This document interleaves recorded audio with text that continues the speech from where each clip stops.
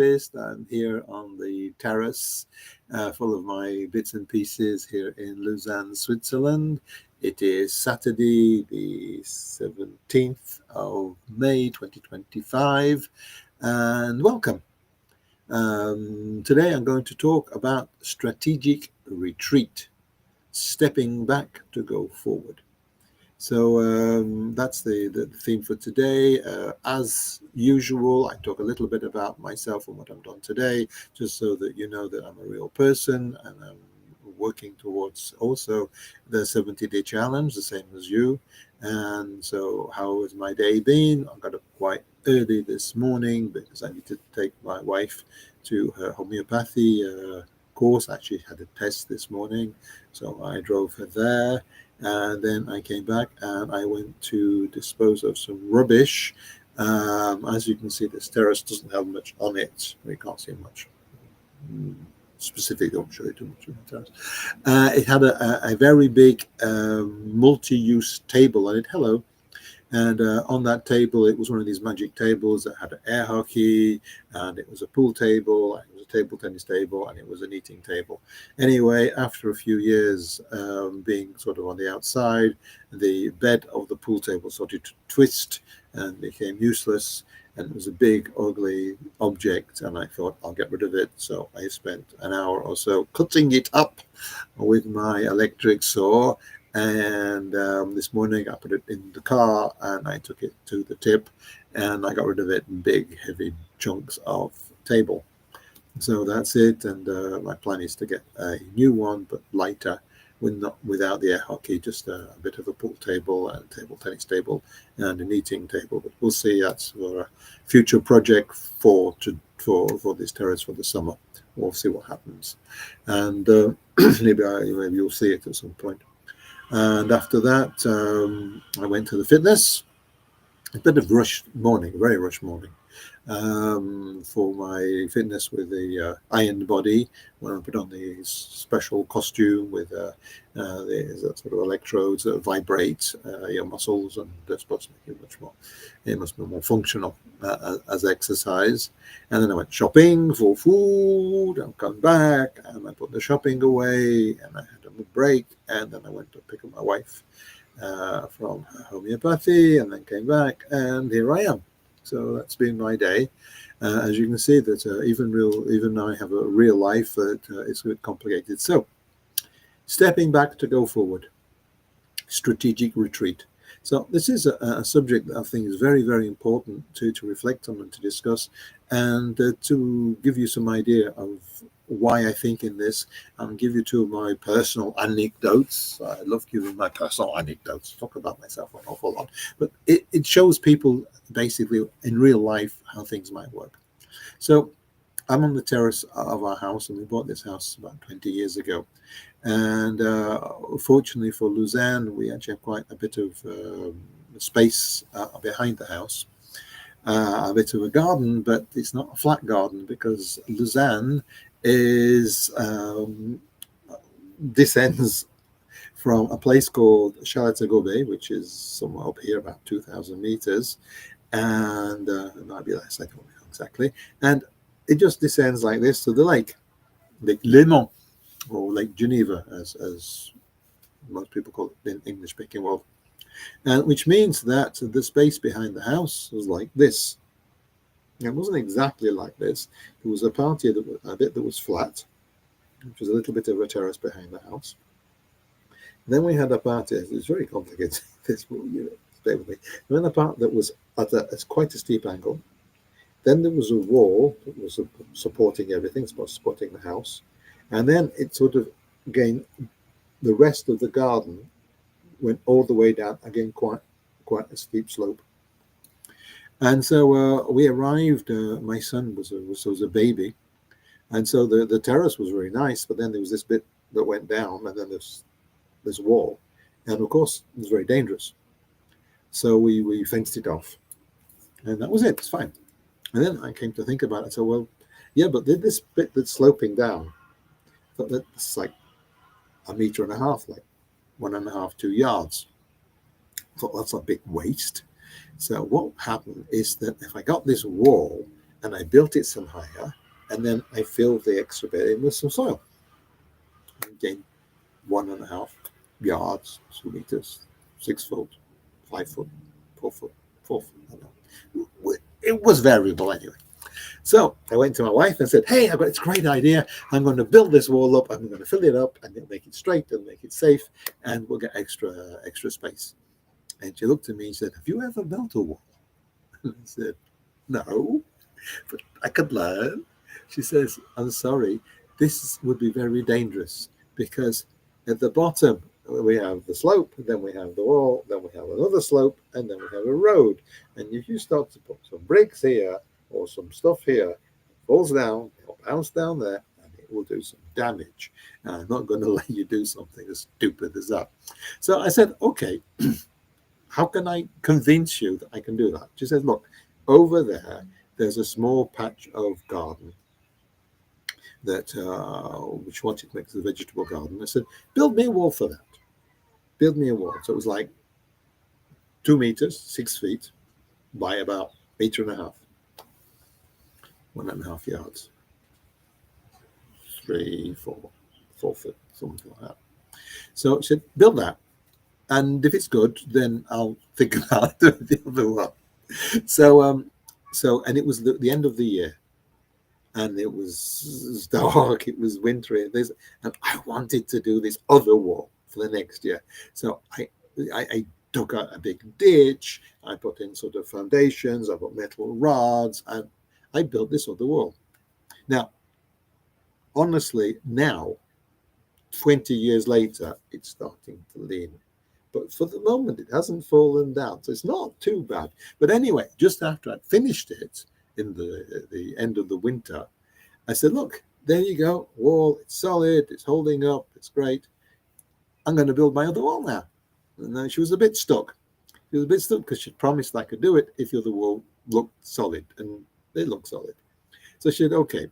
So I went to a builder's yard called Hornbach in Switzerland, and I got a huge sack of these stones, not so big, and some cement and some iron rods, and I started.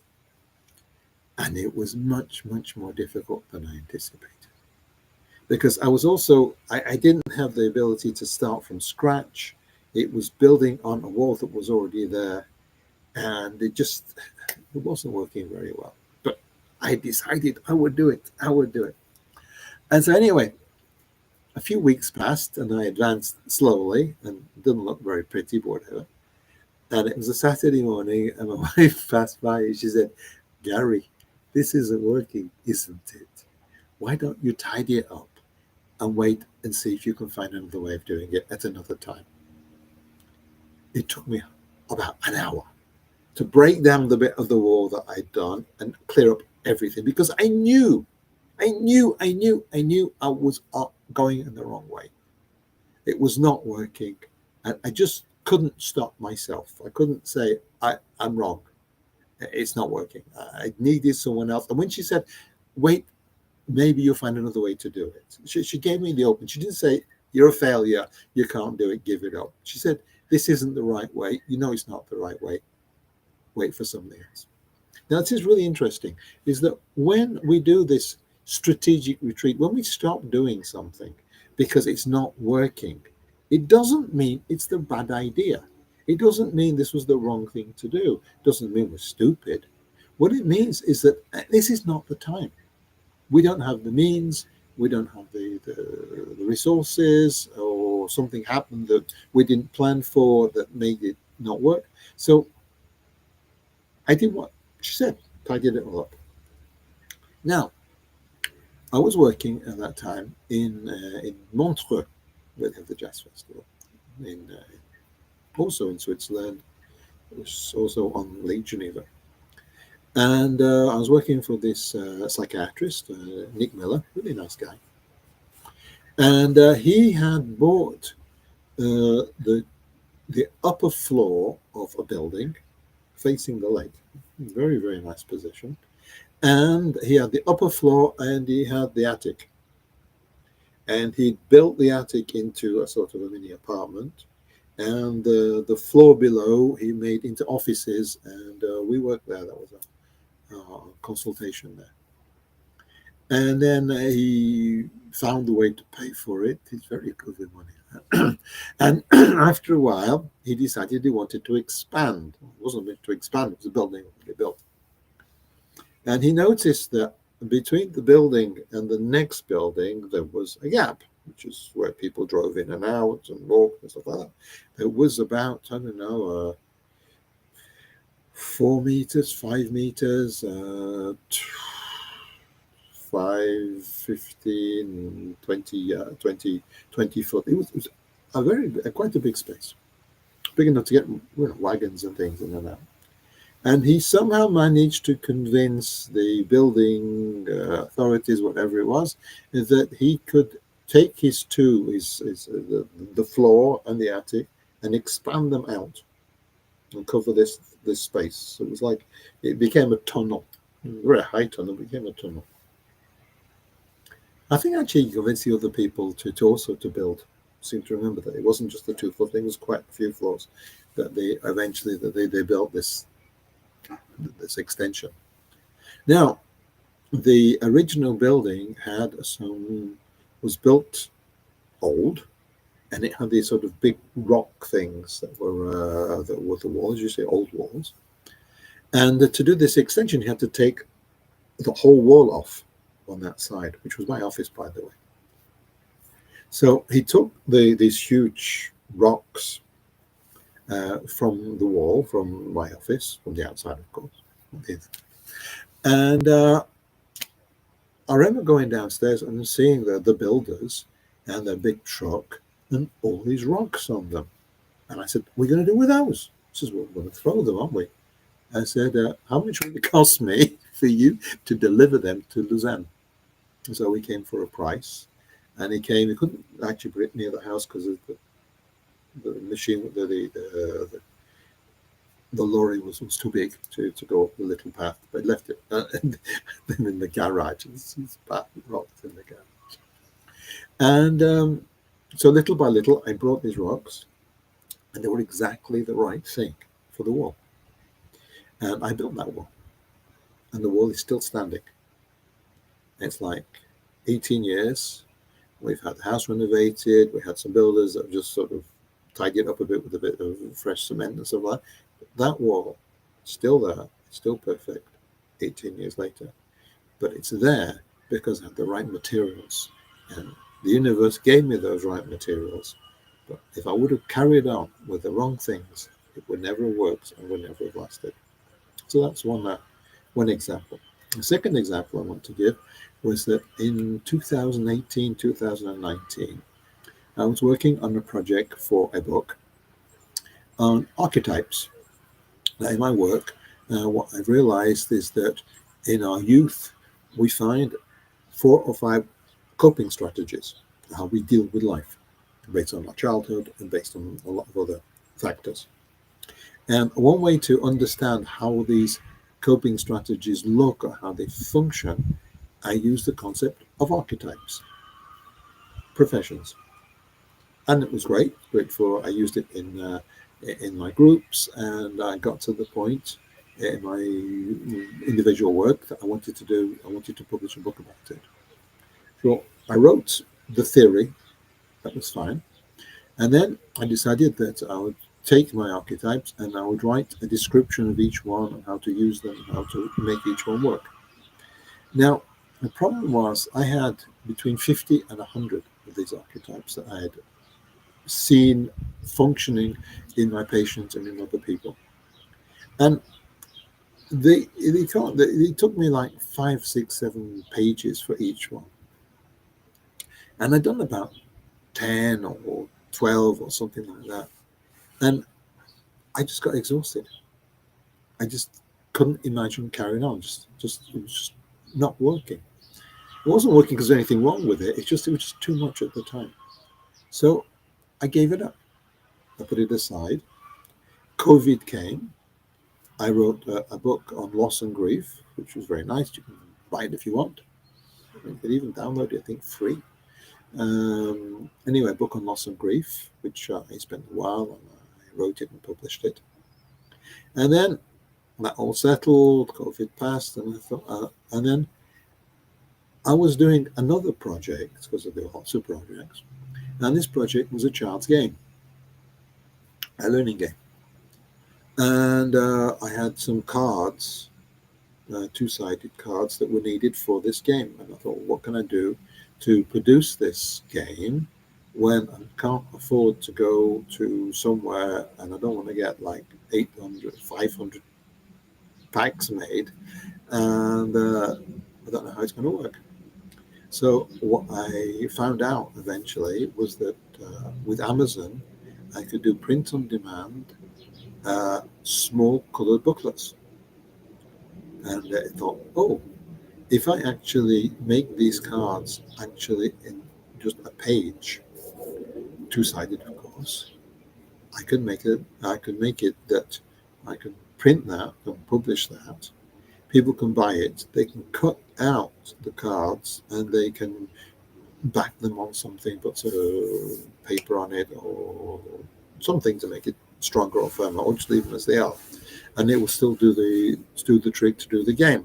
So I did that, published it, and it was fine. Yeah, I'm a bit busy sometimes, and then it suddenly occurred to me that I could use the same idea with my archetypes, and I thought, well, um, in this system, I could have 36 cards, pictures, cards, backs. I thought, oh, I think I could do 36. So when this idea to use the same technique of a book in color for the cards came up, then that gave me the means to think, okay, I can do 36 cards. I can do only 36 archetypes. I thought 36 archetypes, that becomes smaller, becomes feasible, something that I can do. I gave myself a structure. The structure was much smaller and much more modest, but doable. And it took me not that many more months to pick up where I left off. The theory part was done. When I started to write the descriptions, I realized it was going to be too long to put in behind the theory book, so it became two separate books. So eventually, this project became a 3-book project: a book of theory, book of descriptions, and a book of images. And that exists. Again, if you want to have a look, you can find them. So that was, again, something that I couldn't go forward because I didn't have the right means. I didn't have the right way of using it. Now, the third thing that I feel like, strategically retreated from is another set of books. This is a series called The Island of Serenity, which I have already written and published 7 books in the series. However, to complete the series, it's going to take at least another 5 books. So that I stopped writing. Why have I stopped writing? Because I have other projects to do. For the moment, there's not that much interest in that series, but it needs to be finished. So again, I'm taking a pause, taking a step back to wait until it's the right moment. Well, I mean, at the moment with my consultations and the fitness, because of the 70-day challenge and the YouTube, and to see my family from time to time and have a bit of relaxation, to write that book or those books, that they're not high on my priority, although sometimes it frustrates me that I don't have the energy and the time to do those as well. But you see, you can't do everything always straight away. Sometimes you need to take a step back, assess where you are, and often we find we are not actually in the right place or in the right way to do something that we planned. Or sometimes we have to not do it as much. Last Wednesday, I had to take the car to the garage to change the tires, winter tires, summer tires, take the ski rack off the roof and prepare it for the summer holidays. And by doing that, I just did not have the time with the YouTube live in the evening. I did not have the time to go to the fitness, just to the gym. It just wasn't realistic. So I gave it up. Did I feel guilty? Maybe a little bit, but it doesn't matter, because sometimes you give up something, because we always, every choice we make in life, we give up something. I did an episode this week talking about the small losses of daily life, that every time in daily life every time we make a choice, we lose something else. Every time we go to a restaurant and we choose one meal as opposed to another one, then we've given up on that other meal. There's so many things when we decide to do things, and it takes a certain amount of time. Maybe at the end of the day, we realize that we don't actually have as much time available to do what we plan to do, and maybe we can't do it as much or as often, or maybe not now at all. And it's not the end of the world. I mean, I don't. My job is not to stay to give up. That's not at all why I do this 6 days a week. It's to motivate you and say, I can do this, I can go forward. But also, there needs to be an escape path. There needs to be a safety net. There needs to be the possibility for you to say, this is not working. And I support you if you say this is not working, and if you really have tried and you can't find another solution for it, then give it up. The idea is not for you to do yourself harm. It's not to suffer. It's not to go into the impossible, the most difficult, and create more difficulties trying to do something. Sometimes we say, I want to do this. And to do this, I have to give up that, or I have to change that, or I have to have that. And at the end of the day, you end up giving up more than you gain, and you have less. There is a story that's come to mind, just talking to you now. And it's called, I think it's called The Furnace. I think it's called that. And it's one of these stories from many lands, which I listened to when I was a child. And it's a story about a guy in somewhere in the north, Russia or somewhere around there, quite northern. And he was very rich and had a big house, and he was very arrogant.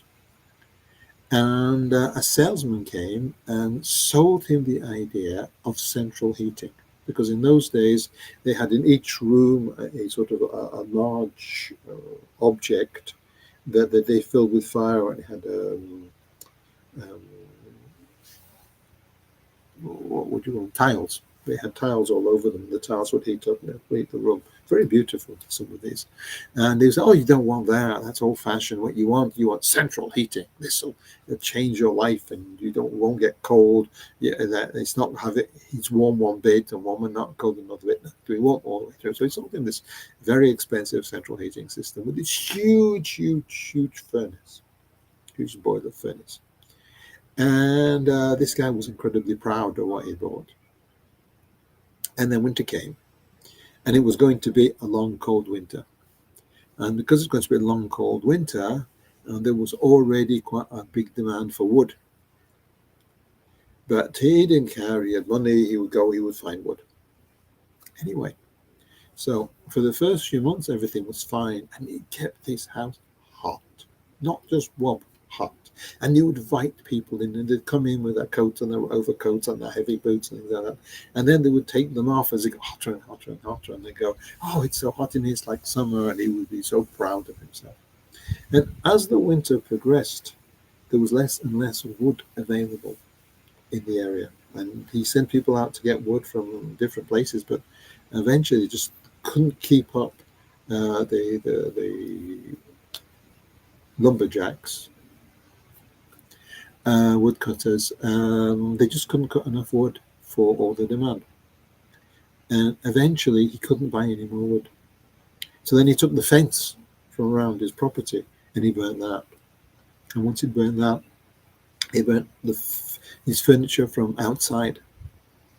But because this fence was just so big, it was just consumed. And eventually he burnt the furniture in his house. And just before the end of the winter, people stopped seeing him. And then someone went to his house and they found him dead of frost. He'd frozen to death in his big house because he couldn't keep feeding the furnace. And he died. And I know this is a horrible story. It's interesting. I don't want you to say this thing, this furnace, is the thing that I'm going to have, I'm going to do, and not take into account the costs it can have for the rest of your life, and it can end up being negative. So this is just something that's to be aware of. Sometimes we need to take a step back. Sometimes we need to retreat. Sometimes we need to regroup. Sometimes we just need to wait. Many occasions in certain countries where when winter comes, everything stops because people can't travel anymore because there's too much snow. There's possibilities that in other countries it gets too hot in the summer, and during the day they can't do much because it's too hot. They have to wait till the evening to go out and to do what they need to do. So this idea of waiting, of patience, of, as I say, taking a step back if where you're going isn't in the right road, or when you could be taking a path and you suddenly realize it's the wrong path. So you have to go backwards. I tell the story of when I was going to Cape North, which is the north of Norway, with my wife, and we were driving this sort of like 5,000 kilometers, something like that, 3,500 miles, and we were talking, and we went a false path, and we went like 2 hours in this false path. We had no choice; we had to turn around and go back. You know, false path, not right way, go back, find the right path. So all these ideas are important. So keep them in mind. Whatever you're doing, is what you're doing a reasonable at the reasonable time? Is it what you're supposed to be doing? Give yourself the permission to ask yourself the question. And however, ask the question does not mean give up just because it gets tough. Getting tough is not a good reason to stop. Okay. Thank you very much for your time. I hope you found this episode interesting. If you did, give it a like, um, subscribe, share with your friends. Remember, this is free. I'm here 6 times a week.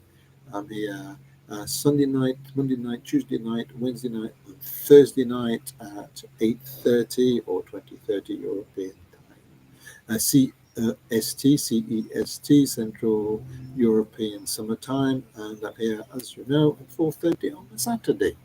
So thank you for your time. Little advert for my summer project. I am open to do some um, free consultations through the internet, 1 hour or maybe even 2 hours if necessary.